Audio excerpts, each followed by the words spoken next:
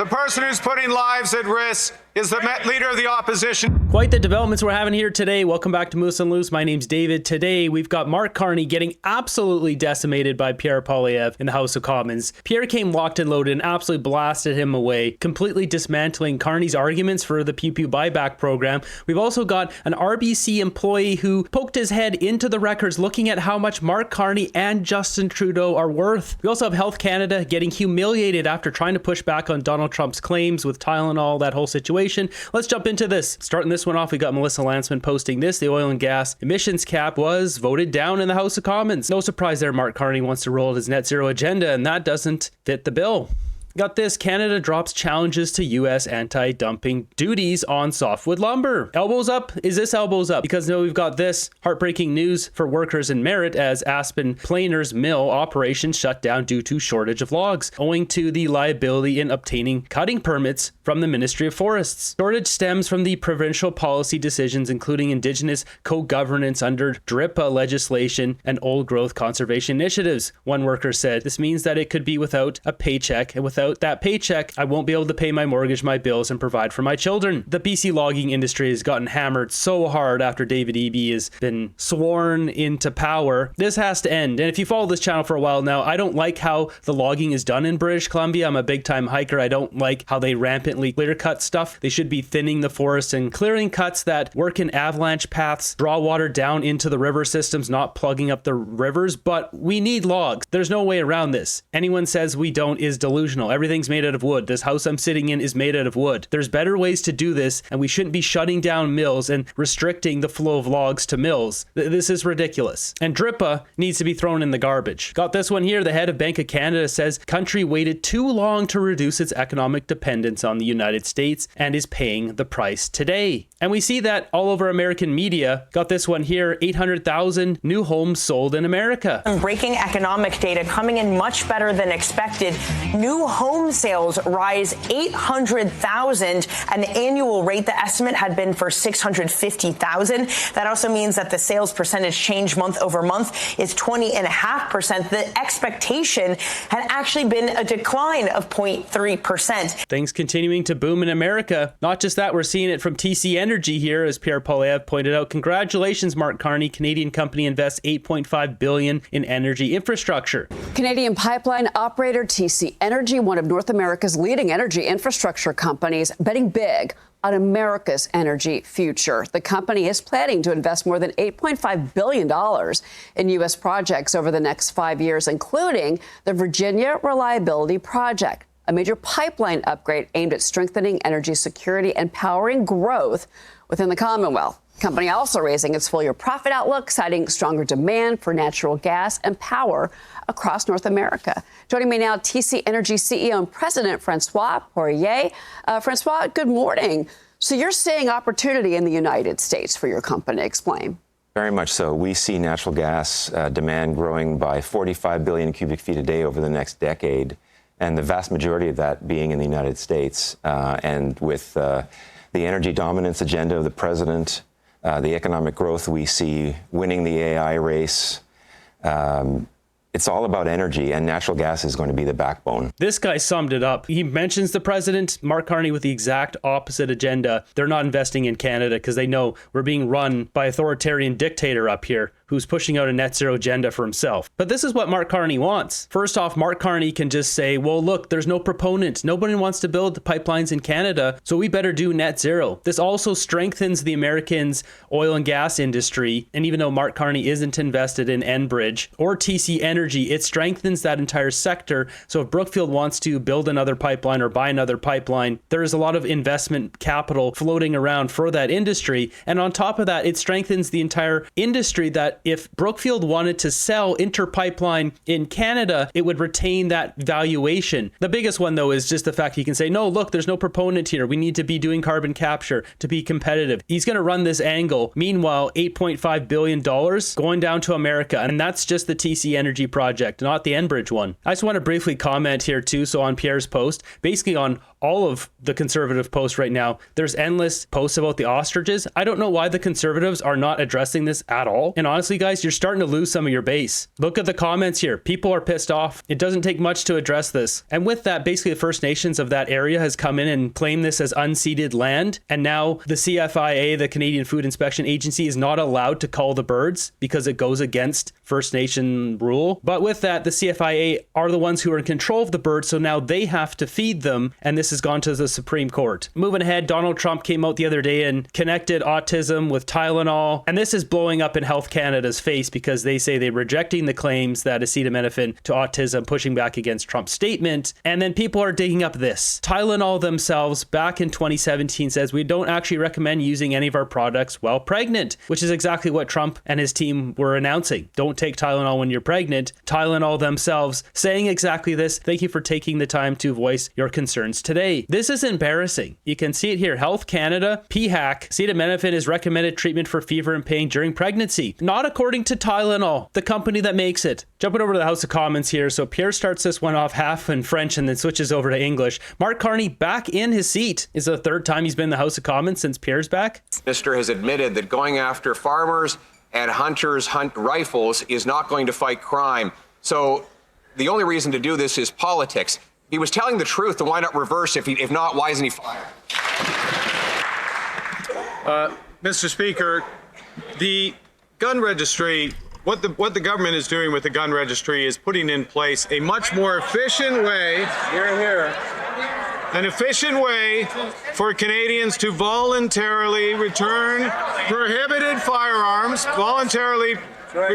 More efficient way of controlling the population. You know what you're doing. prohibited firearms for fair compensation. This government is going to do it right. No, Gary Anisandri even admitted they're going to have a set price and that's it. If you paid more for your pew-pew, you're not getting the extra. It won't be fair compensation, and they know it. What a waste of money. We have so many things to spend money on in our country, and taking Canadians' pew-pews away is not one of them.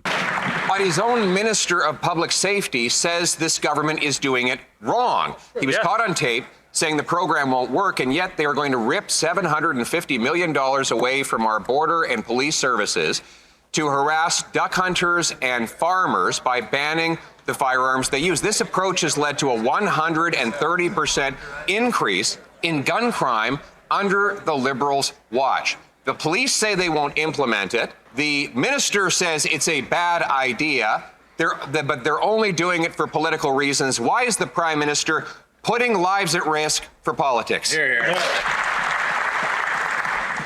Mr. Speaker, I don't even know where to begin with that. That's right. First off,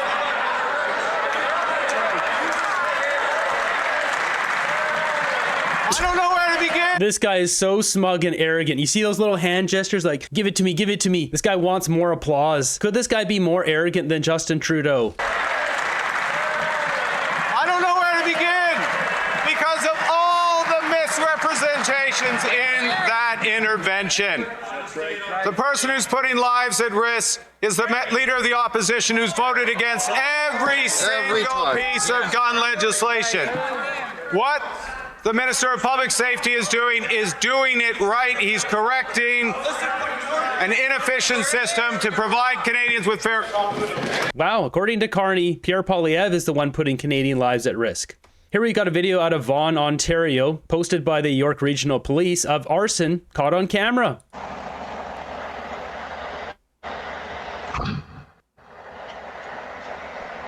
I'm sorry, who's putting who at risk? Here we've got a double homicide. Suspect wanted for second-degree ending people after two pow-powed down. Who's putting who at risk? Criminals don't volunteer their guns.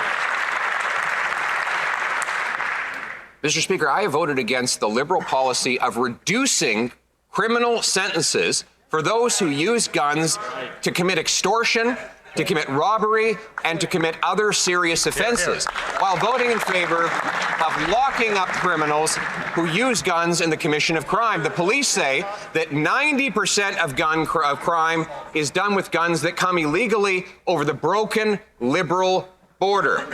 The Liberal Public Safety Minister admits that the Prime Minister is only playing politics. Will the Prime Minister stop the politics fire the minister, and leave Grandpa Joe's hunting rifle alone.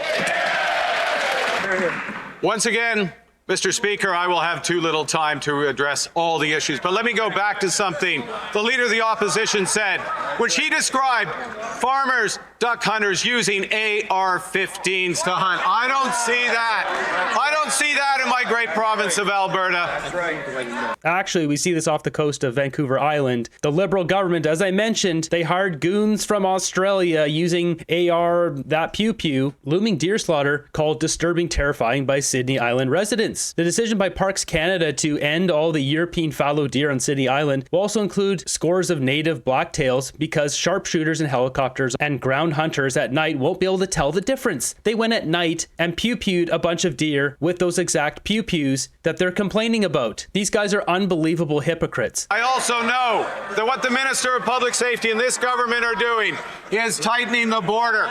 Bill C2, will the opposition stand up and support the tightening of the border? Good question. And there, the Prime Minister just admitted that he doesn't even know what his gun ban applies to. That's right. For example, this gun ban applies to 10 and 12 gauge shotguns, which are used by the great people of Alberta and all Canadians for duck hunting. It applies to 70 .22 caliber firearms that are used by almost every farmer to go after gophers. Will the Prime Minister stop wasting money banning gopher guns, read his briefing notes so that he knows what he's talking about, and fire that incompetent minister? Pierre coming out strong here. Mr. Speaker, Carney just got grilled bad there. It was hard to hear, but someone on the Conservative side said he knows more about banking than you know about pew-pews. Mr.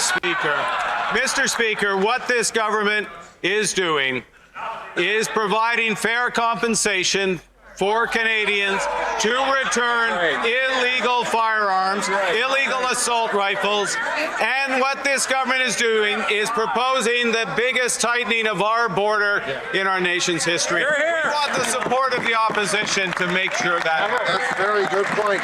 He's got nothing to say to that. They're banning Grandpa Joe's hunting pew-pew. And yet he still thinks Pierre Poilievre is the problem. So this is the second car we just got. The other one was stolen twice, and this is a new one. This is the third time of somebody breaking in. They broke the back glass and it's all shattered, literally all inside the car. This is their third car. The first two stolen, and now the third one has all the glass shattered. But they also broke this, tried getting in the engine, but they couldn't. But this time they did something new, and they actually cut off the whole steering wheel to take off the lock. They cut it off, but they couldn't get the car to start because of the kill switch. But yeah, this is the third time on this car, and the other one was already stolen twice. Meanwhile, our government, what are they focused on? They're focused on speech on the internet that might hurt your feelings and putting those people in jail. This kind of crap has to end. These people have to be punished, and punished in such a strict way that no other criminal will ever want to do this again. Because these aren't Canadians doing this. These are the terror lords that the Liberals have brought in that are doing this. And he has absolutely no idea what guns he's banning, Mr. Speaker. He's banning 22s. These are known as farmers' guns to go after gophers and other pests. One of them is even called the plinkster, because that's the sound it makes when it bounces off a pop can. The Prime Minister is wasting precious border and police resources, harassing farmers, banning duck hunters, when real gun crime rages in our streets. Once again, will he pick up a briefing note so that he knows what he's talking about and go after the real criminals?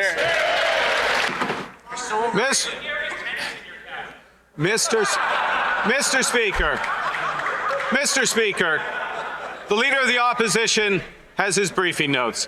The RCMP has their experience. The RCMP vets this list, decides this list, what are real guns and what are assault rifles, what should be kept off the streets. That is the process, Mr. Speaker. He's got nothing. That's a weak rebuttal. Just because the RCMP in your back pocket and they're the ones saying, yeah, let's make this list, give me a break. We're not dumb here. Grandpa Joe's pew-pew is not being used in all these home invasions and robberies I just showed you. Mr. Speaker, the Prime Minister's knowledge bank on this subject is now depleted, so we'll move on to something else. The subject of food prices. The Prime Minister said that he would be judged on the prices at the grocery store. Well, the verdict is in. Food prices are rising 50% faster in Canada than in the U.S., almost double the Bank of Canada's target. The Daily Bread says there will be 4 million visitors to Toronto food banks, a doubling over 2 years ago. And yet the Prime Minister has 3 grocery taxes in place and going up while people line up at food banks. Will he stop taxing food so Canadians can afford to eat? Hear, hear. Mr. Speaker, let me bring the leader of the opposition up to speed on taxes. This government cut taxes for 22 million Canadians. This government cut taxes on first-time home buyers. This government cut the carbon tax. That's it. That's his reply to Canadians. 1 in 4 Canadians can't afford to eat. If you look down here, Melanie Joly and Mark Carney having a laugh. Canadians are starving. Time to have a laugh. So at the end of the House session here, finally they talk about the ostriches. Mr. Speaker, farmers love their animals and would do anything to protect them. The Canadian Food Inspection Agency is planning to cull 400 ostriches in BC because of an outbreak of avian flu. When it comes to animal safety, Canadians expect due diligence and transparency. Canadians are looking to this government to explain why the cull is necessary, but the Liberal government has not posted a public update in over a month. Canadians want to know, why did the Liberal ministers not work with the agriculture sector to resolve this issue? Well, I'm happy to hear them talking about this. Really, Pierre and some of his team need to be posting on Twitter about this, because it has been radio silence. Thank you, Mr. Speaker. I want to make sure that this member knows that I am working very closely with the Minister of Agriculture, and the case is now in front of the court, so I won't comment more. Yeah, you're not commenting on it. This lady's voicemail, which has been getting hammered by conservatives sending in complaints, is only in French. We all know why they're trying to get rid of those ostriches. I posted in the last video. There's a new Pokey Poke factory in town. Don't want to affect those profits. Moving ahead, this is quite the interesting story. 23-year-old RBC employee Ibrahim El Hakim from Ottawa has been charged after allegedly looking at PM Mark Carney's personal bank accounts. He also looked at the accounts of Justin Trudeau. What is in there? Send me the info. I want to know what's in there. We all want to know. My personal guess, Mark Carney's worth about $600 million.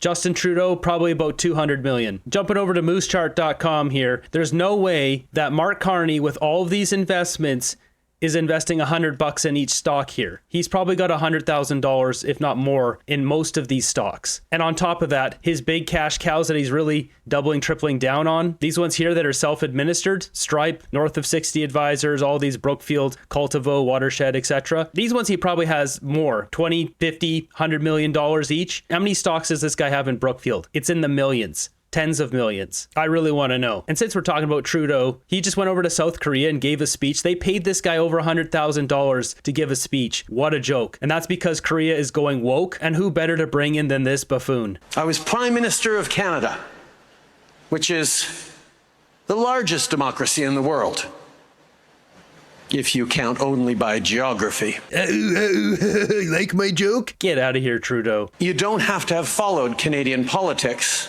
to know what we went through in Canada, because we all went through versions of it. A global pandemic, climate disasters, an unpredictable United States, a disruptive China. This is hilarious, coming from the guy who met with Chinese gangsters during his tenure running up to and as being prime minister. What a clown. I don't forget, Trudeau. I don't forget what you did. You met with Paul Jin King in your first term as prime minister. RCMP's year-long efforts to investigate Mr. Chin for money laundering. He was a target of 2 police probes. He moved to Canada from China in 1989. Rongqing Tiger Yuan, a Chinese army veteran, close ties to the Chinese government. We've traded one disaster of prime minister for another. His speech goes on for another minute and a half. I'm going to spare us all the pain.